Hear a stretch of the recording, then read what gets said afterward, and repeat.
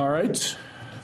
Our next question comes from a viewer in Buffalo, but it's about a different piece of geography in Minnesota, and this is the Appleton area. 24 years ago, when I started with your legislators, one of the topics that was very much on the radar screen was a private medium security prison in Appleton, now owned but vacant by the Corrections Corporation of America. And this viewer wants to know what the status is of legislation authored by Senator Tony Laurie and Barb Goodwin that would make it illegal, at least according to the viewer, for the Minnesota Department of Corrections and all counties in the state to contract with a private company, such as the Community Corrections of America, who apparently owns that facility. And this viewer thinks that would be a bad idea, but wants to know what the status of the legislation is. Anybody know?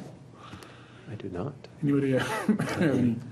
I don't think it's going to be heard this year, but there's been the issue of private prisons versus public prisons, and Justice Anderson, you'd have a better sense from what you do as to what happens as a consequence. But there are certainly some significant stories, maybe anecdotal, from other states where there's been a very strong private prison component, which results in significant problems, where you take away the public ownership and the public direction.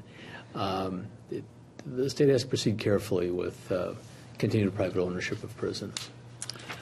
I would only add one thing, that since Representative Tory Westrom became a senator, he was the one person in the House that really had this as a big issue. He was always pushing for an occupant, some private operation of that.